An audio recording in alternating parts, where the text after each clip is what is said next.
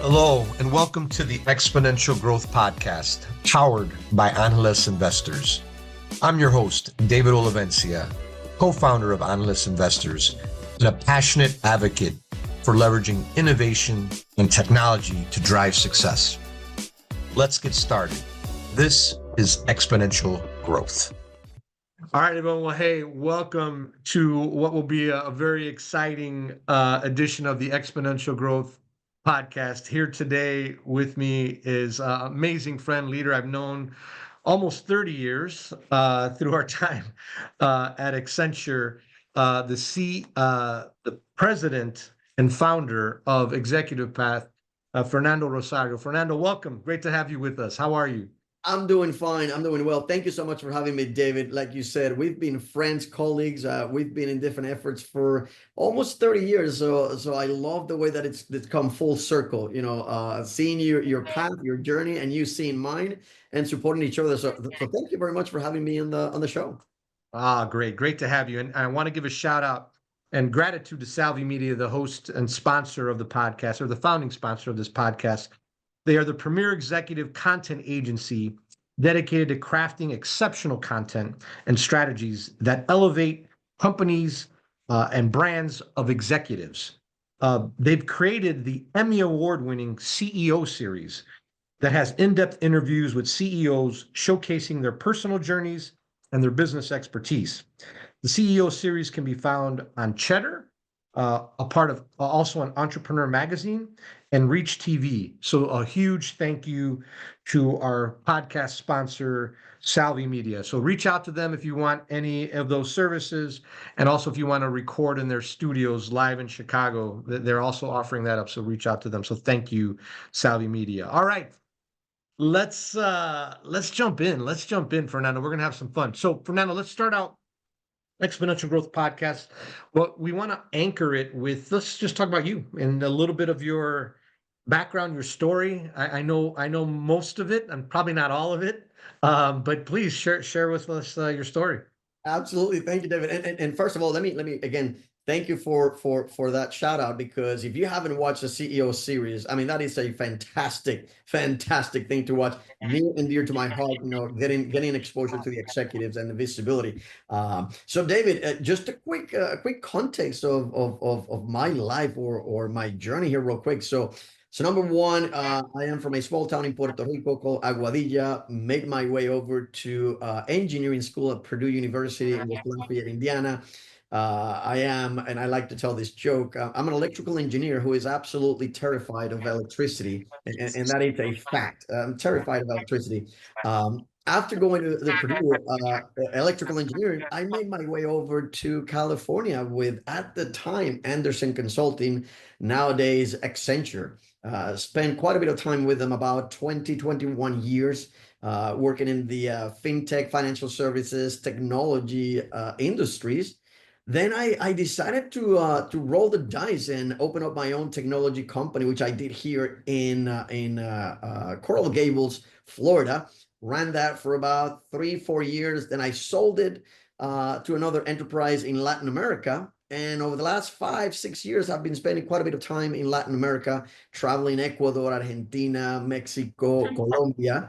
But throughout that time, in parallel, I would say for the last 14-15 years, I've been doing a lot of coaching, a lot of leadership development, facilitations, programs, working with Fortune 500 companies. And that is truly my passion. But having said that, you know me, and you and I go way back. I am a technology geek.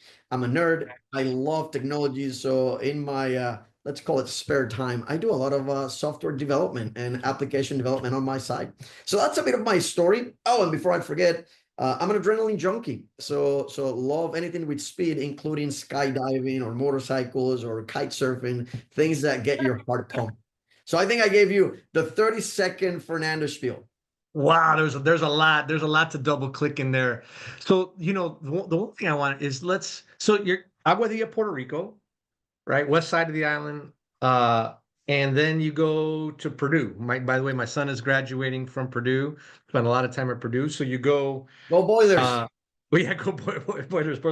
So Tell me about the experience and your first winter, by the way. I think it might have been your first winter. I don't know. You tell me. It was, and David, you're absolutely right. So let's put things into context real quick. So right, no internet at the time. I'm not going to tell you my age, but you know, in the early '90s, no internet, no real way to find out, you know, what's going on. Why Purdue?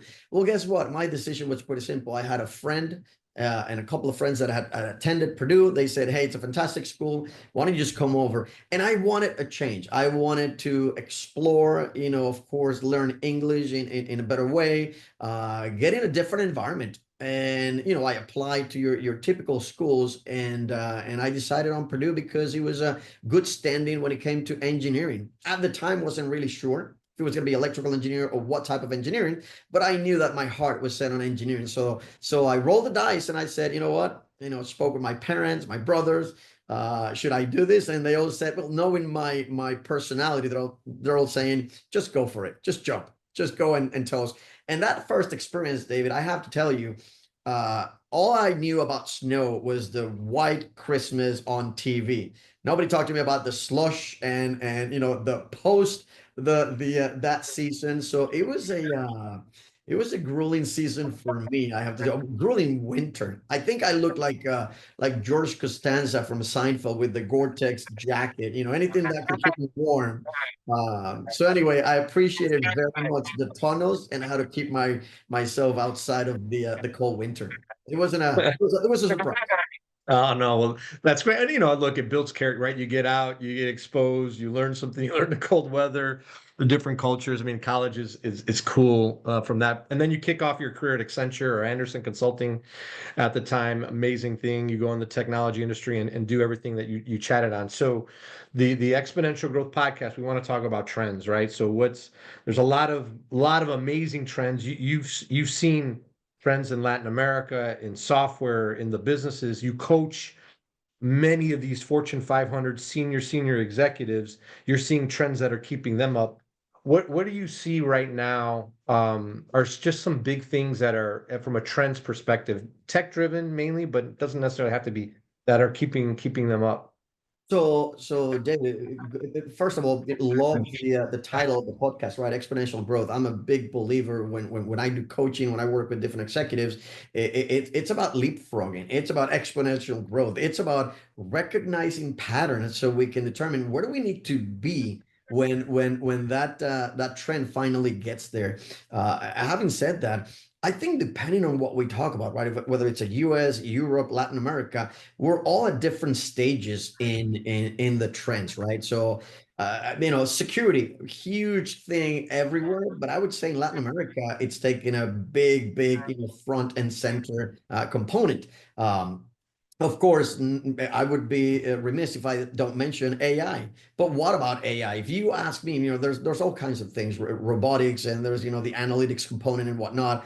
I am particularly interested, and that's what I'm keeping an eye on when it's about investing to software development, that productivity related to AI, and you know, not going to name all the tools and whatnot, but to me, it has done such a great shift from going from taking hours, months, if not years of writing an application to minutes, you know, without errors, higher quality, faster, better performing, more secure. So if you ask me, when it comes to the fintech area, a couple of things that I believe are trends that are going to change. So number one is, you know, coreless banking, for example. I'm looking into that.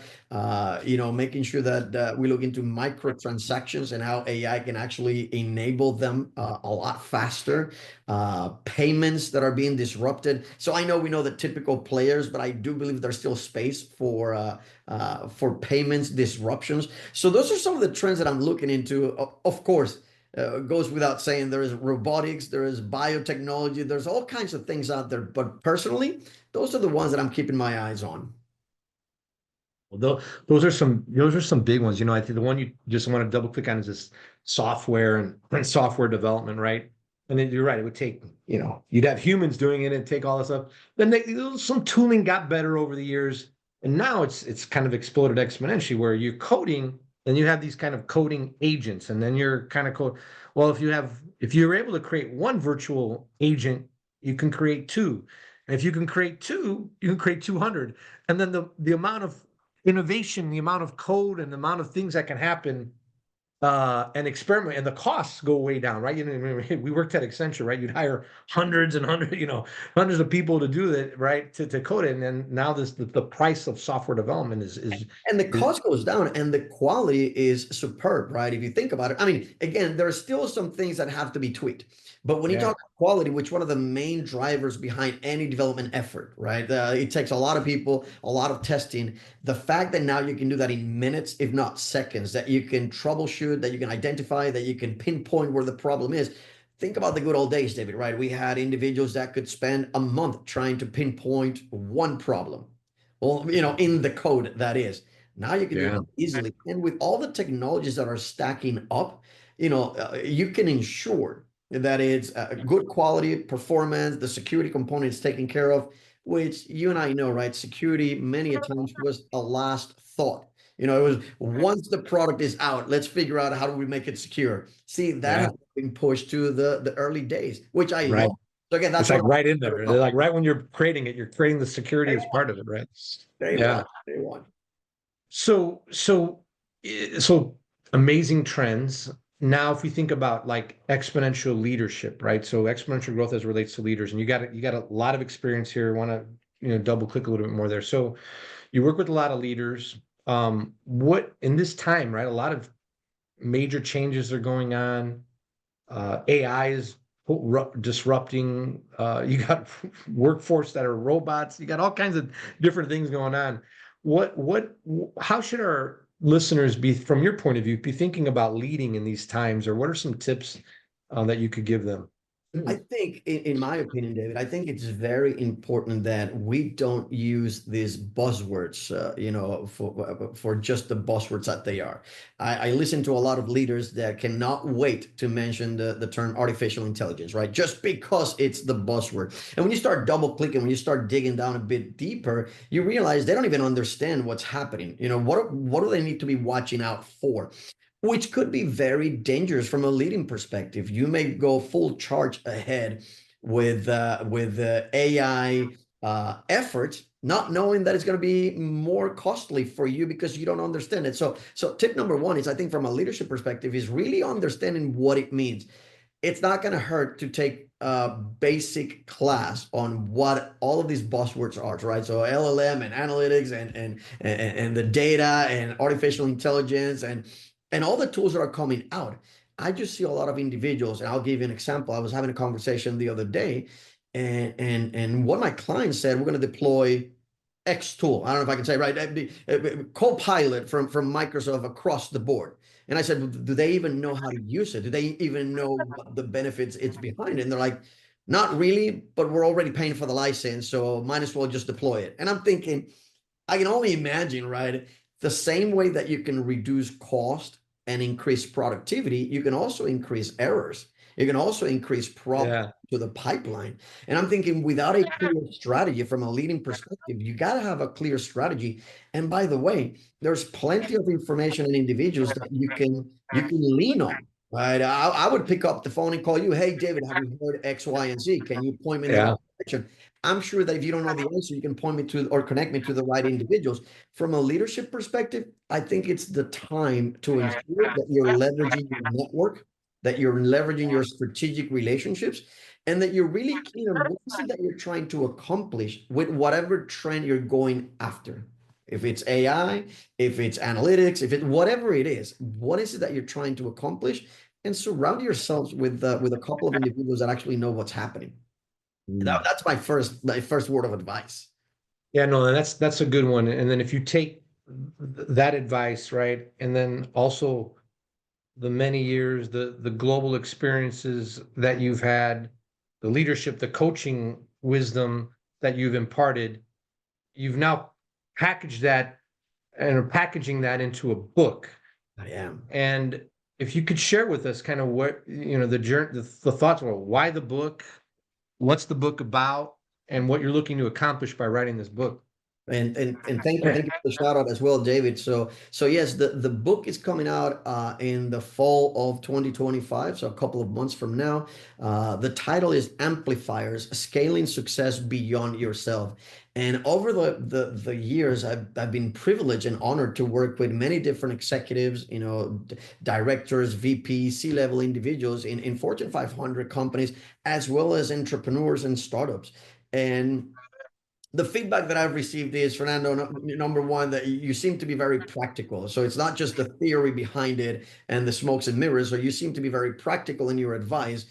It would be good to start putting together a series. And I thought about that for a while. Could it be a podcast? Could it be a newsletter? A book? I got to tell you, and I look after you, David, because I'm very impressed with networking excellence, is I put that away for years of writing the book. And I've run programs that last anywhere from a day to 9, 10 months. And I keep thinking I have the material. I just need to find the time and welcome your advice to sit down, write it, and move forward with it. So that's the genesis of the book. It's bits of information that I've collected over the years. And one theme was very clear to me, which was, none of us can do this alone, right? None of us are reaching the best days of our career alone. Whether it's a word of encouragement, whether it's someone cheerleading for you, whether it's someone sponsoring you or mentoring you or coaching you, someone just lending an ear or maybe exchanging ideas. And that's sort of the genesis again of Amplifiers, which is, amplifiers are individuals in your life, in your journey, in your careers that do so much more than give you advice. They do so much more than just sponsoring you. They are, and I compare this, David, you're gonna laugh.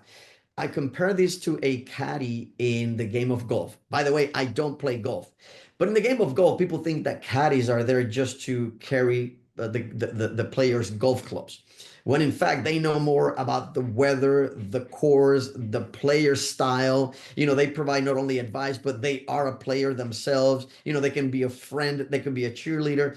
And amplifiers to me is someone similar to, who are your caddies in life and your career journey? Who's actually removing obstacles, opening doors that you don't even know exist? Because it's very simple for me to pick up the phone and call you, David, and say, hey, can you help me with X or Y? You know what's very difficult? For somebody else to point out for me, there's 3 opportunities that you're missing out. There is a position that you should be looking into. And that's what I'm calling amplifiers. So coming up in the fall 2025, all kinds of coaching advice, mentoring advice, sponsoring, and you know me, David, with experience within the industries that I've worked with in the past. Well, there's some great ones there. And, when I think about it, whether it's my career or just kind of exponential growth, right? Oh my God. You need amplifiers along the way, right? If you don't have amplifiers, you're living you're doing it, you have a linear career and you have Exactly. linear results, right? It's amplifiers along the way. It's people, it's learning, it's experiences, it's companies you work for, it's your mindset, right? There's lots more, which is why everybody should read the book when it comes out. But if you want to ride that exponential curve, you're going to need amplifiers, right? So I so much look forward, to the book coming out, supporting it, reading it, learning from it, helping continue to amplify me. Look, I'm still learning and growing as well, right? And I love it, David. And you said something that is very keen to me and interesting, right? Which is, it's got to be for individuals that do have aspirations, that they have goals, that they want that exponential growth. And I got to tell you, in my line of business, David, some individuals don't want that, right? They just want that, the linear results and the steady and whatnot.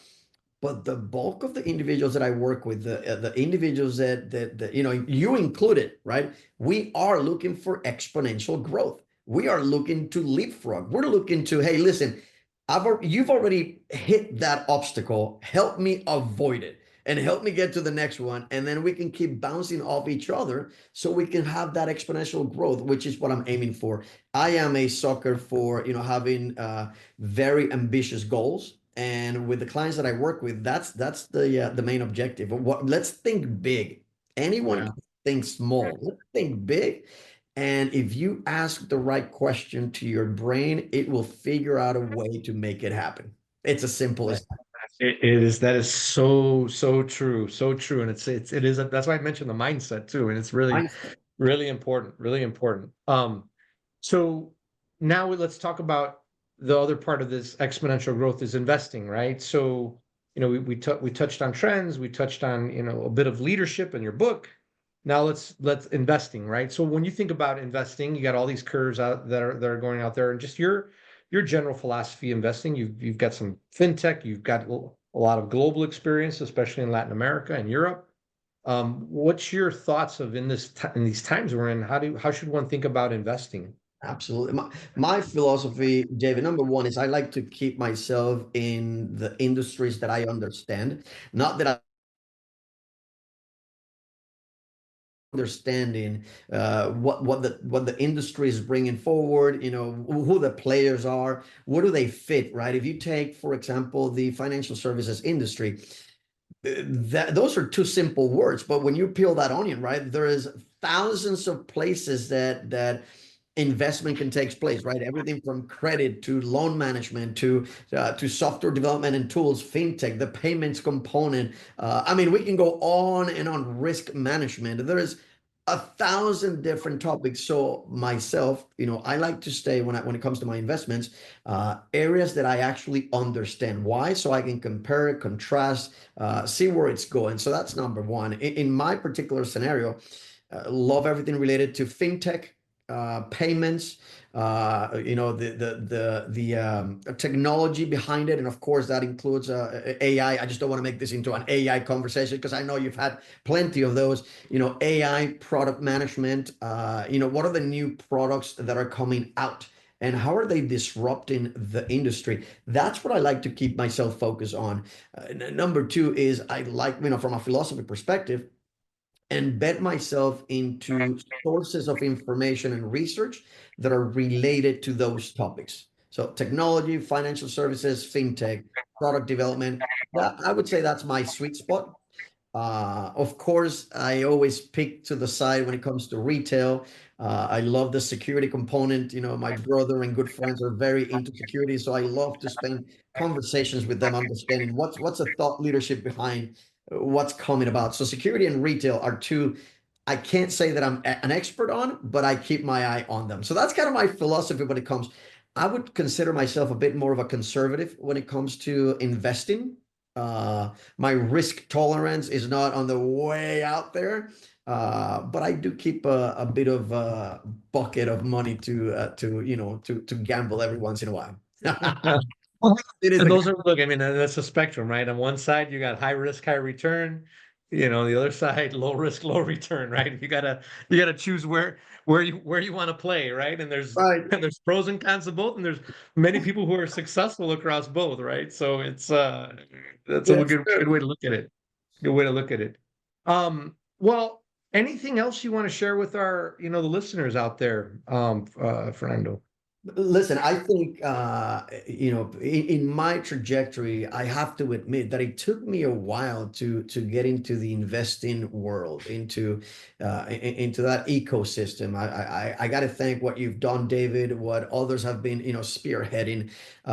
Advice for the listeners out there is really, number one, understand that ecosystem, right? If they're looking into investing, if they're looking into getting their hands dirty, do a bit of research. Number one. Number two, get exposed to organizations that are out there, like Angeles Investors and others, so you can learn a bit more from where they can actually invest and learn from the individuals that are already in that mix.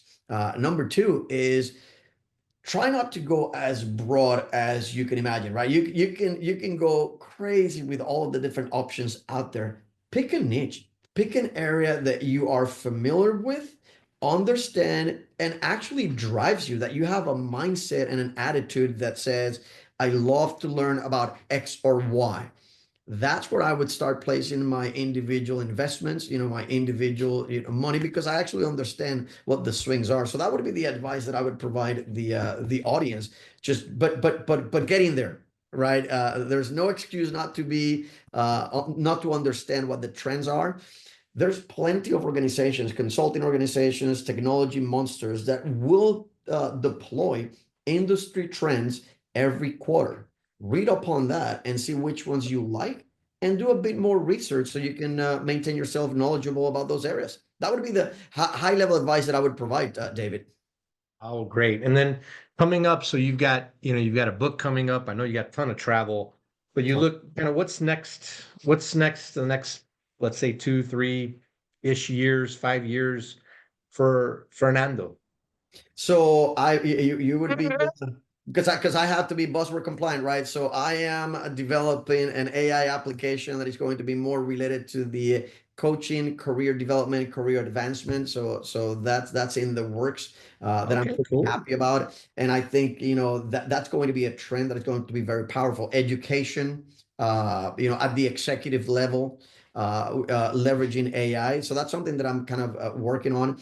Number two, I'm definitely working with a friend of ours, you a friend that you and I know very dearly, working on some projects that we're going to launch in 2025. So pay attention to that coming up soon. Again, related to the coaching, executive development, education component to it. And believe it or not, I'm working on an application that I can't say much about it, but I'm hoping that I can take it over to Angeles investors soon enough to do a presentation. And of course, the book is the hot topic on my side. I'm making sure that gets released on time and per the schedule. That's Wow. the plan. That looks a lot of exciting things happening. Look, you have coaching, you got some tech and application launches, your book, and the demand. By the way, if you're listening to this, you're going to want to get Fernando booked, because once that book comes out, he's going to be booked for the year, and you're not going to get. You're going to say, "Oh, Fernando, I'd love to have you come to our company and speak." And he's gonna be like, "So yeah, 2027, 2028, what do you want?" So if you want to do it, you want to do it now. You want it like, it's like investing. You want to get in early Early. before it takes off with exponential growth. Before it takes it off with exponential growth. But no, exciting stuff, Fernando. And then how do people keep up with you on social media? So they can look me up at Instagram is Rosario Coaching, my last name, Rosario Coaching. They can look me up on LinkedIn, of course, Fernando Rosario. You can find me there. And those are my primary two areas where I spend my time on. So yeah, look me up. Connect, always, like I said, always like to expand our respective networks with strategic relationships. And again, pay attention to the podcast. David, I'm loving the newsletter, and I'm loving the podcast content. So please keep up the amazing work. Well, it doesn't happen without great hosts and great participants like yourself, Fernando. So thanks for jumping on the pod. Continued success to all the great things you got going on, and much success, my friend. Much success to you. Likewise, my friend. Thank you for having me, and it was a blast to be here again. It's a 30-year journey you and I have been on together. We've worked together. We have friends in common, and thank you for providing this exposure. I really appreciate it. Thank you for having me. Thank you, Fernando.